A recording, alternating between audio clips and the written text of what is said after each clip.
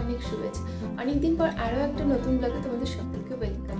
আছে পুরো দিনটা তোমাদের সাথে শেয়ার করার আজকে মানে সারাদিন কি করব না করবো সমস্ত কিছু তোমাদের সাথে শেয়ার করবো। এর আগে অনেকে বলেছিল ডেইলি ব্লগ শেয়ার করতে, তো ভাবলাম আজকে একটু ট্রাই করে দেখি, ডেইলি তো আর সময় হয়ে ওঠে না। তো চলো আজকে পুরো দিনটাই তোমাদের সাথে শেয়ার করি। তো সকালবেলা এই জন্য ঘুম থেকে উঠেই ব্লগটা শুরু করেছি, এখনো পর্যন্ত ফ্রেশ হয়নি। আর এমনি উঠতেই পারছি বিছানা উঠে, চলো আগে বিছানাটা উঠিয়ে নিই, তারপর ফ্রেশ হয়ে নিচ্ছি।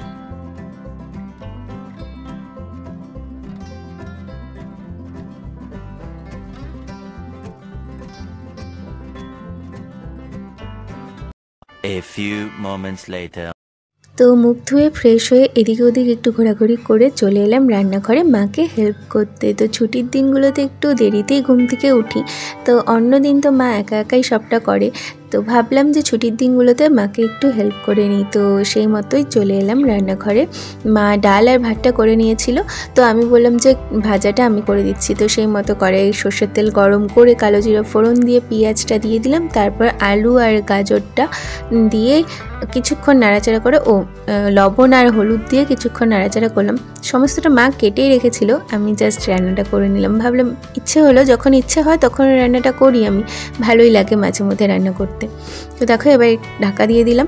তো কিছুক্ষণ পর ঢাকাটা উঠিয়ে দেখো আলু আর গাজরটা সফট হয়ে গেছে। এবার এর মধ্যে দুটো ডিম ফাটিয়ে দিব, আর কিছুক্ষণ নাড়াচাড়া করে নিলেই রেডি হয়ে যাবে বেশ টেস্টি একটা ভাজা। তো তোমরা কে কে এইভাবে ভাজা খেতে পছন্দ করো কমেন্ট করে কিন্তু জানিও। এখন সকালে খাবার খেতে বসেছি, এই যে ডাল আর আলু ভাজা, আলু গাজর ডিম দিয়ে ভাজাটা যেটা করলাম সেটা, তো খেয়ে নিই। A few moments later.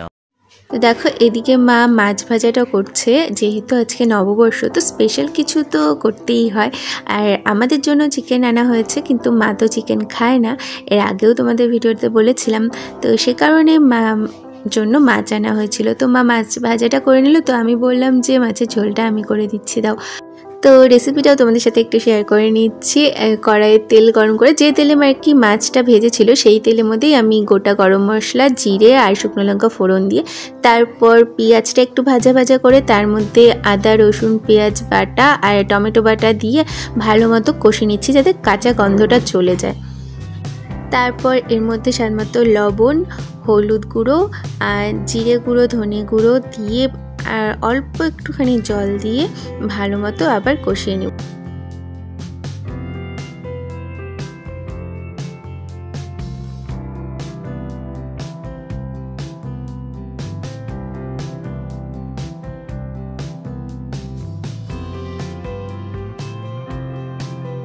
তো ভালো মতো কষানো হয়ে গেলে যখন তেল ছেড়ে আসবে তখন পরিমাণ মতো জলটা দিয়ে দিলাম। আর ঝোলটা ফুটে উঠলে এবার আমি ভাজা মাছগুলো দিয়ে দিলাম। ভাজা মাছগুলো দিয়ে বেশ কিছুক্ষণ জাল করে নিলেই রেডি হয়ে গেল মাছের ঝোল। এবার আমাদের চিকেনটা করে নিব। দেখো কড়াইয়ে সর্ষের তেল গরম করে গোটা গরম মশলা, জিরে আর শুকনো লঙ্কা ফোড়ন দিয়ে তাতে ওই ম্যারিনেট করে রাখা মাংসটা ঢেলে দিলাম। এখানে মা সমস্তটা করেই রেখেছিল। এই মাংসটাকে একবারই আদা রসুন পেঁয়াজ বাটা টমেটো বাটা, তারপরে কাঁচা লঙ্কা আলু সর্ষের তেল জিরা গুঁড়ো ধনে গুঁড়ো মানে যা যা লাগে সমস্তটা দিয়ে মেখে রেখেছিল 30 মিনিট। আমি জাস্ট কড়াই ফোড়নটা দিয়ে সেই ম্যারিনেট করা চিকেনটা দিয়ে কিছুক্ষণ নাড়াচাড়া করে ঢাকা দিয়ে দিলাম, দেখতেই পেলে।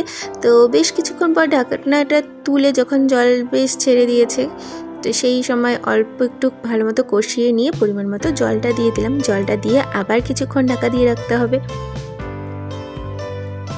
তো প্রায় 10-15 মিনিট পর ঢাকনা খুলে দেখো জলটা অনেকটা শুকিয়ে এসছে আর মাংসগুলোও কিন্তু ভালো মতো সিদ্ধ হয়ে গেছে। তো এবার গরম মশলা ছড়িয়ে দিয়ে বাস নামিয়ে নিলাম।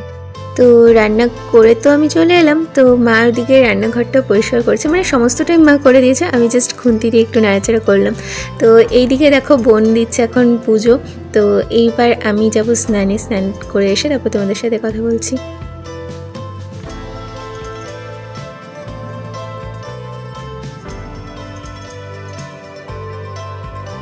স্নান করে নিয়েছি, তো দেখো এখন জানলার পর্দাগুলো লাগাবো। মা সকালবেলায় বলেছিল লাগাতে, বাট ভুলে গেছিলাম, তো এখন ওগুলো লাগিয়ে নেব।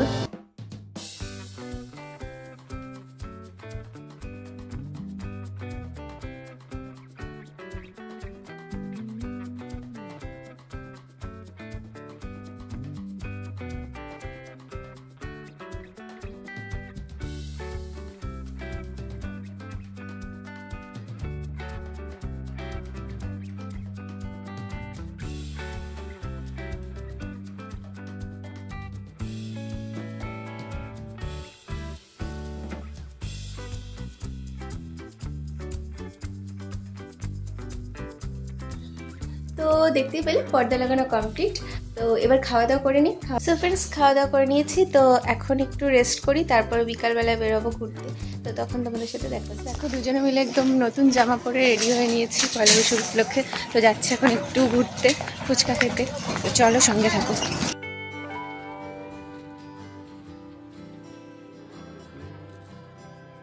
তো দেখো ফুচকা খেয়ে স্টেশনে আসলাম, একটু ঘোরাঘুরি করলাম আর ফটো তুলে নিলাম। তো এই ফটোগুলো বোন তুলে দিয়েছিল আর আমিও বোনকে কিছু ফটো তুলে দিয়েছিলাম। তো তারপর চলে গেলাম ভাইয়ের দোকানে। A few moments later. আসলাম একটু ভাইয়ের সাথে দেখা করতে। কোনো এনার্জি নাই ওর। আর একজন শিলিগুড়িতে বসে আছে, এই জন্য বেস্ট ফ্রেন্ড ছাড়া দেখো সুখা সুখা মুখ।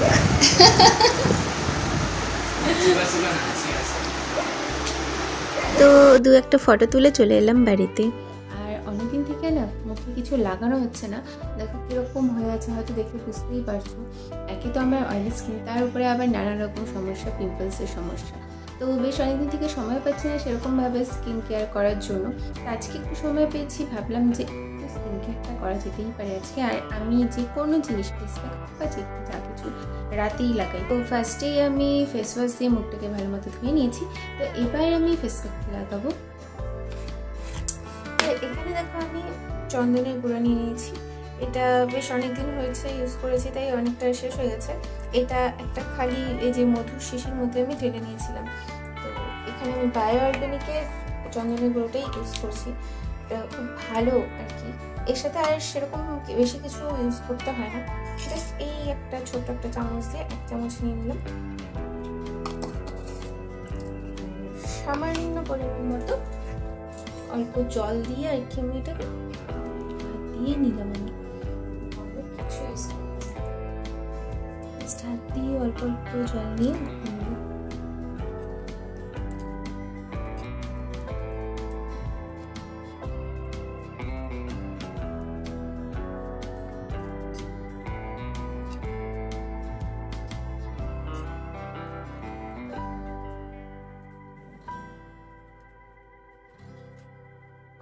আর একটুখানি জল লাগবে মনে হচ্ছে।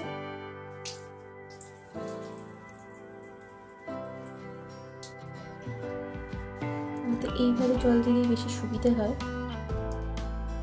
তোমরা কে কোন ফেস প্যাক ইউজ করো আমাকে কমেন্ট করে কিন্তু জানিও।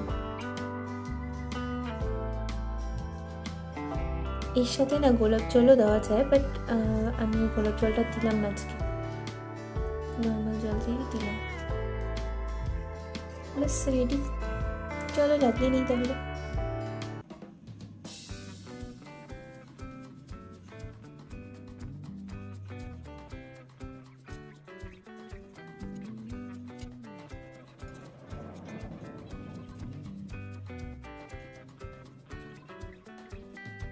A few minutes later. তো আমি 10 মিনিট রেখেছিলাম। তো দেখো দেখতেই পাচ্ছ 10 মিনিট একদম পুরোপুরি শুকিয়ে গেছে। তো দেখো একদম মুখটা ধুয়ে ফ্রেশ হয়ে নিয়েছি। এইবার ময়শ্চারাইজারটা দিই।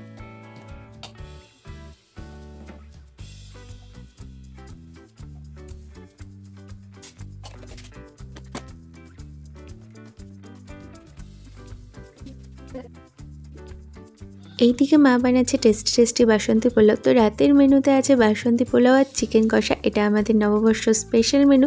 তো নববর্ষ স্পেশাল তোমরা কে কী খেলে কমেন্ট করে জানিও। তো দেখো খেতে বসে পড়েছে।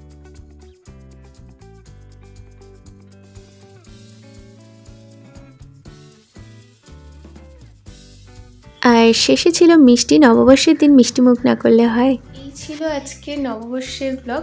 সারাদিন কী কী করলাম না করলাম, কেমনভাবে কাটালাম, সমস্তটাই তোমাদের সাথে শেয়ার করলাম। তোমাদের নববর্ষ কেমন কাটলো অবশ্যই কমেন্ট করে জানিও। আমার তো বেশ ভালোই কাটলো।